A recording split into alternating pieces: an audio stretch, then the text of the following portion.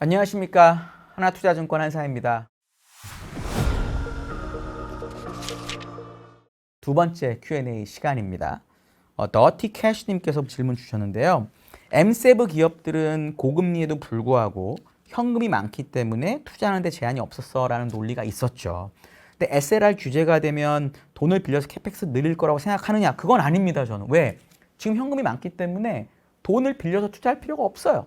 그러니까 SLR 규제 완화는 은행들의 자본 여력을 늘려주는 효과가 있기 때문에 은행들이 지금 가계에 대해서 돈을 진짜 안 빌려주고 있거든요. 가계 신용 증가율이나 미국 가계부채 비율을 보면 그 은행들 입장에서 높은 금리로 지금 안 빌려주고 있는데 돈을 은행들이 더 벌 수 있으면 가계에 대한 민간 레버리징이 늘어나는 효과가 있을 거다라고 저는 보는 겁니다. 빅테크 기업들은 결국은 이 설비 투자를 하는 이유는 경쟁에서 이기기 위한 것이죠. 예를 들어서 이번에 그록이 뭐 300달러짜리 상품을 출시했고요.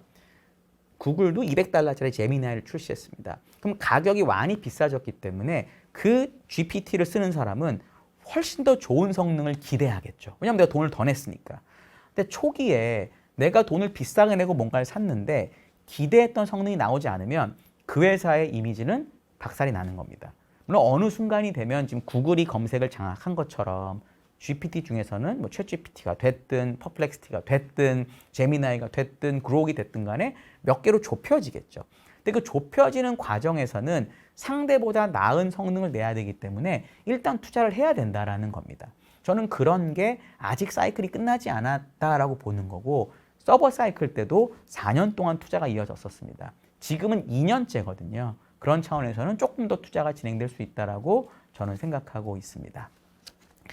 구름이님께서 질문을 주셨는데 6월 전망에서 5에서 10% 정도의 조정은 가능할 수 있다고 보셨는데 지금 별다른 하락이 없었다. 이거 어떻게 해야 되느냐? 네, 맞습니다. 제가 보니까 그래서 1%라고 써주시긴 했는데 사실은 한 3% 정도 이렇게 고점에서 저점까지 조정이 있었더라고요. 근데 너무 짧게 왔었기 때문에 많은 분들이 기억을 못 하십니다. 6천 좀 넘었다가 5,800이 잠깐 깨졌었거든요. 근데 어쨌든 사실 조정이라고 느끼기가 어렵죠. 이럴 때 생각하셔야 되는 거는 내가 만약에 조정을 걱정해서 현금을 갖고 있었다면 그냥 가지고 계시면 됩니다. 이거에 대해서 난 70을 먹은 거다가 아니라 30을 못 먹었다라고 생각하지 마시고 첫 시간에 얘기 드린 멘탈을 잘 잡으셔서 이 30은 뭔가 내가 좋아했던 종목, 업종, 뭐 지수가 급락하는 날이 분명히 있어요. 없지 않습니다. 우리나라도 지난주 금인가에 하루에 60포인트, 70포인트 빠진 날이 있거든요. 그럴 때 이런 돈을 쓰시는 겁니다. 그렇게 마음을 가지시고 저는 요 조정에 대한 마음가짐은 가져보자라고 제가 말씀을 항상 드립니다. 그 다음은 오레고니안 완님, 오레곤주에 사시나 보네요. 포틀랜드 블레이저스가 있는 주죠. 파월이 금리를 내리지 않아도 스테이블 코인으로 미국 국채 수요가 늘 수 있지 않을까, 유동성 증가 요인이 되지 않을까요? 라고 여쭤봤는데 이게 이제 스테이블 코인을 주장하는 분들의 가장 큰 논리이기도 합니다. 저도 충분히 가능하다고 보고 이 스테이블 코인이 앞으로 엄청나게 늘어난다라는 여러 가지 전문가들의 연구 결과가 있습니다. 그런데 첫 번째, 먼 이야기다. 그러니까 스테이블 코인으로 유동성을 공급하려면 빠르게 스테이블 코인을 발행해야 되고요. 그리고 장기채도 편입할 수 있게 해야 의미가 있습니다. 현재는 스테이블 코인 기업들은 미국 달러 현금 아니면 단기채만 현재 받는 것으로 알고 있습니다. 왜? 현금이나 단기채, 현금은 당연히 현금이니까 됐고요. 단기채를 해야 금리 움직임에 따라서 가치가 덜해지게 되는 거죠. 채권은 만기가 길면 길수록 금리가 조금만 바뀌어도 가격이 많이 바뀌거든요. 그래서 SVB가 망했던 것도 그 사람들이 이상한 자산을 갖고 있었던 게 아니고요. 미국채를 많이 가지고 있었습니다. 근데 미국채 장기채를 가지고 있었기 때문에 당시에 금리가 빠르게 올라가면서 평가 손실이 나서 이걸 증자한다는 발표를 하자마자 모든 사람들이 뛰어가서 돈을 빼가는 거 바람에 망한 거거든요. 그럼 그때 어떻게 이걸 미국이 막아냈냐? QE를 일시적으로 하기도 했지만 다른 은행들에게 지금 가지고 있는 자산 중에서 미국 국채가 있다면 장기채를 하더라도 일단 액면가 기준으로 연준에서 돈을 빌려주겠다는 발표를 하자마자 사람들이 뱅크를 안 했던 겁니다. 그러니까 결국은 실제 유동성을 공급하려면 이런 스테이블 코인 기업들이 장기채를 많이 사줘야 되는데 이런 변동성 때문에 현재는 불가능하다. 그래서 얘기하신 부분이 완전 맞는 말씀인데 단기적으로 벌어질 일은 저는 아니다라고 판단하고 있습니다. 그 다음은 이제 검색의 여왕님께서 질문을 주셨습니다. 중국, 미국 얘기 또 말씀 주셨네요. 중국하고 미국도 똑같이 투자하는 게 좋은지, 아니면 중국 시장의 비중 조절은 어떻게 하는 것이 좋을지 말씀해 주셨는데, 저는 기본적으로 미국의 비중이 중국보다 월등히 커야 된다고 봅니다. MSCI 기준으로 보면 미국 비중은 60에서 65%고요. 중국은 4%입니다. 그러니까 우리가 우린 더 많이 투자해야 되잖아요. 한국 사람이니까. 그러니까 한국을 제외하더라도 미국 대 중국 비중은 8대2 뭐 이런 식으로 돼야 된다라는 거죠. 그러니까 만약에 미국하고 중국 비중이 같으시면 이건 명확히 미국 비중을 늘리고 중국 비중을 줄이는 게 장기적인 자산 배분상에는 저는 맞다라고 생각을 하고 있습니다. 에드윈 K님께서 질문을 주셨는데, 민간 금융 규제 완화가 되면 인플레이션이 다시 올라오게 될 가능성도 있다고 보시는지요? 얘기와 정책이 달라 많이 어렵습니다. 얘기와 정책이 다르다기보다는 트럼프 대통령은 명확한 목표가 있습니다. 내년 중간선거 승리. 왜? 트럼프 대통령이 다음에 대통령으로 나갈 수는 없지만 나이가 많잖아요. 그럼 이 사람은 자기의 뭐 돈도 돈이지만 명예가 너무너무 중요해요. 트럼프라고 하는 패밀리의 명성이 중요하거든요. 또는 자기가 그만두고 나서 아들이 대통령은 몰라도 뭘 하고 이런 걸 원하는 거죠. 케네디나 부시나 뭐 클린턴이나 이런 식으로 가족이 한 번 더 할 수 있는 걸 만들고 싶은 거죠. 그러려면 내년 중간선거를 이겨야 영향력이 유지가 됩니다. 선거 지는 순간 대통령을 그 다음에 못하기 때문에 확실한 레임덕이 올 수밖에 없는 거죠. 그러면 중간선거를 이기기 위해서는 경제가 좋아져야 되고, 그러면 결국 관세를 통해서 뭔가 투자를 일으키려고 하고, 대신 또 감세를 통해서 소득을 늘려준 다음에 주식시장을 어느 정도 유지해야 되겠다는 마음이 있다라는 거죠. 저는 그 목표를 지금 하나하나 밟아가고 있는 거지 뭔가 말하고 정책이 다르다라고 보지는 않습니다. 민간 금융 규제 완화도 감세랑 연결시켜서 유동성을 공급하게 되면 사람들이 소비를 더 할 수 있고, 이 관세 때문에 혹시나 문제가 생기는 경제를 막을 수 있다라고 저는 그렇게 짜여졌다라고 봅니다. 말씀 주신 것처럼 유동성이 너무 많이 풀리게 되면 물가가 올라갈 수 있어요. 근데 만약에 물가가 올라가는 게 점진적이고 이게 경제가 좋아지는 것만 반영하는 물가 상승이면 주가는 나쁘지 않습니다. 보통 나쁜 물가 상승은 경제는 그렇게 막 아주 좋은지 모르겠는데 뭔가 이 공급 쪽의 문제로 물가가 오를 때 안 좋죠. 그게 이제 코로나 때 뭐 공급 견인 인플레이션 이런 거였는데, 그렇게 될 가능성은 저는 그렇게 높지는 않다라고 생각을 합니다. 그렇기 때문에 인플레이션이 급등하지 않는 한 파월의 연준이 금리를 언젠간 내릴 거고, 감세안으로 돈도 공급이 되는 쪽으로 생각하시는 게 조금 더 합리적이다라고 저는 생각을 합니다. 다음은 도리도리님께서 질문을 주셨는데요. 현재 MMF의 대기 자금이 풍부하다고 하는데 주가로 들어올 가능성이 있는지, 타이밍은 언제일까요? 라고 얘기해 주셨는데, 전 이것을 그래서 미국 은행들의 금융규제 완화에서 찾습니다. 왜냐하면 금융규제 완화라는 게 아주, 물론 정답은 절대 아닙니다. 아주 제가 무식하게 말하면 민간 QE랑 비슷하거든요. 그러니까 은행들이 내가 생각한 것보다 조금 더 자본이 많고 돈을 더 빌려줄 수 있다라고 느끼는 상황이 됐냐라는 겁니다.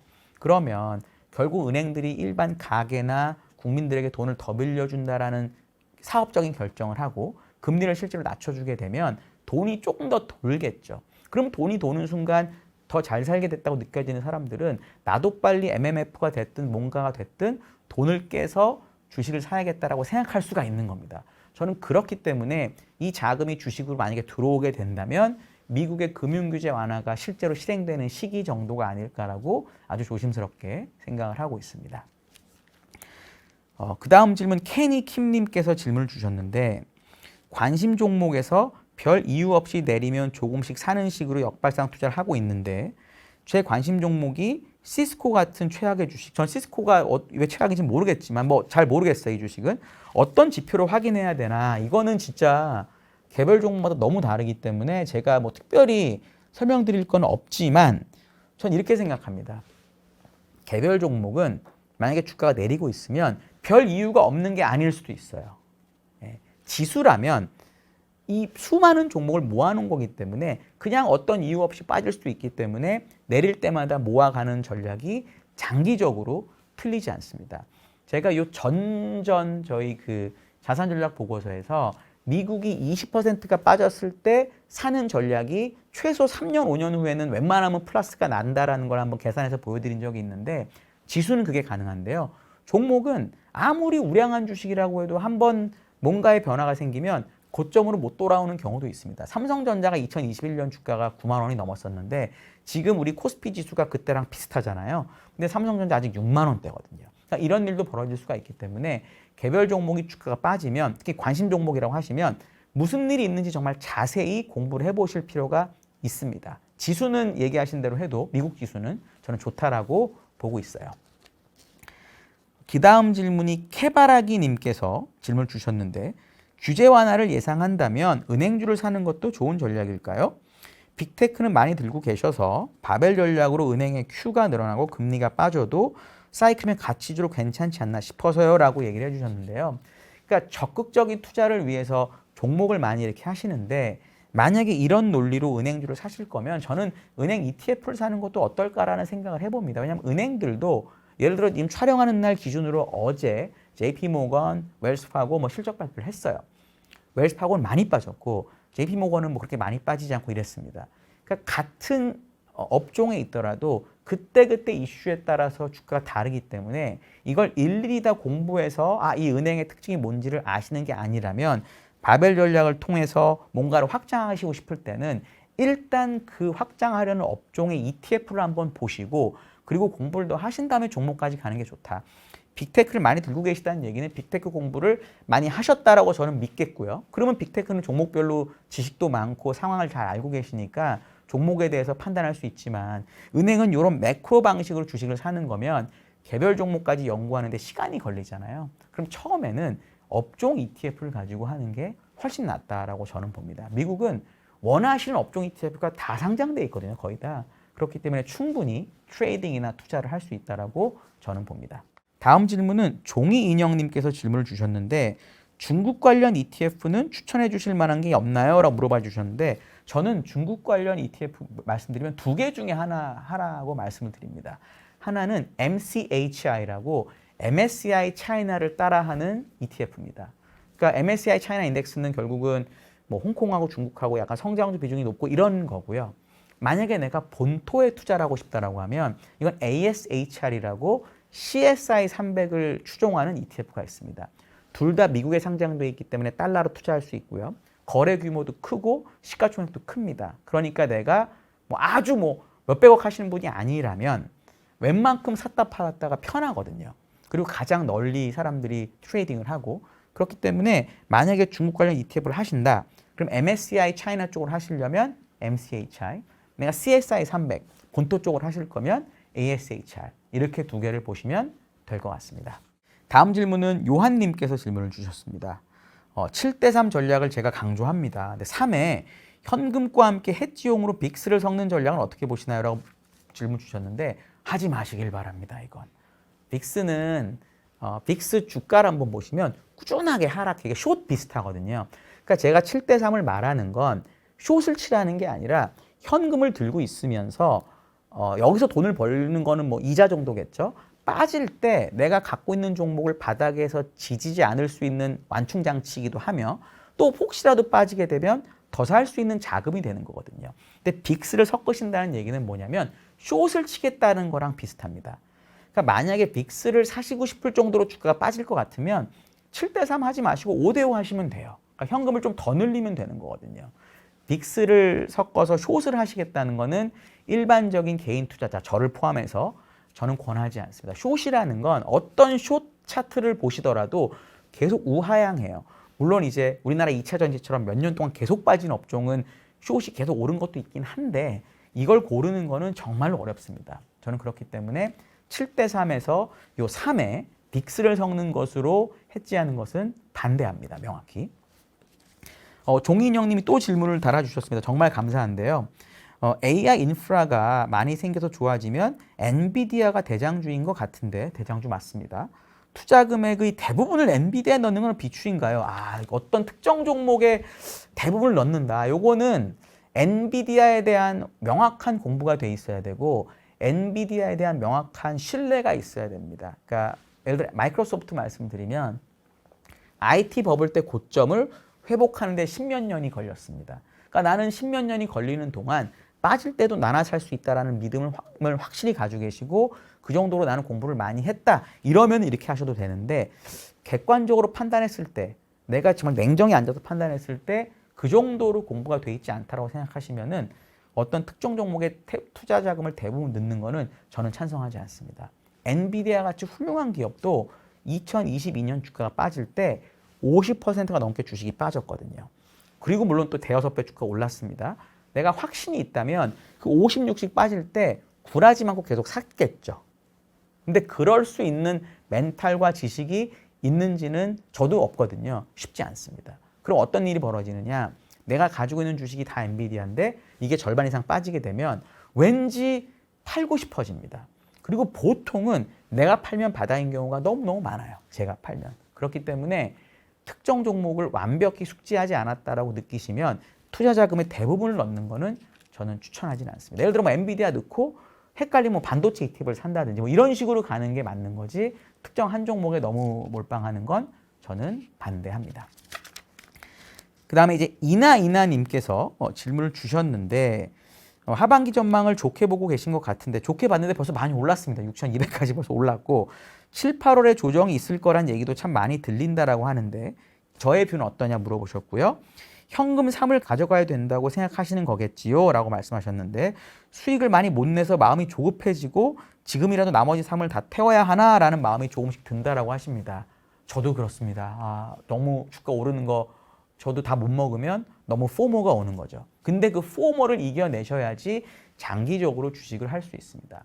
워렌 버핏의 벅셔 해서웨이의 현금 비중이 역사상 최고라고 하잖아요. 그분은 뭐 그런 마음, 물론 돈이 너무 많아서 그럴 수도 있지만 언젠가는 급락할 것이고 내가 그 사이에 공부를 해놨는데 시장의 이슈 때문에 특정한 게 급락을 하면 난 그때 이 현금을 쓰겠다 이런 관점이 있는 겁니다. 7대 3에서 3으로 못 먹은 거를 너무 가슴 아파하지 마시고 내가 7을 가지고 있는 것에서 돈을 번 거잖아요. 그거에 대해서 약간 마음을 좋게 가시는 게 좋겠다라고 저는 보고 저는 단기적으로 지금 6,200에서는 당연히 현금 3이 있어야 되는 상황이라고 봅니다.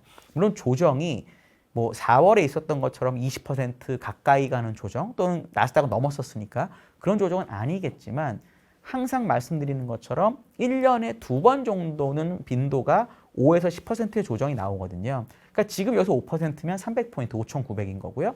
10%면 5,500, 600이잖아요. 그러니까 그 정도까지의 조정은 진짜 아무 때나 생깁니다. 이유도 없이.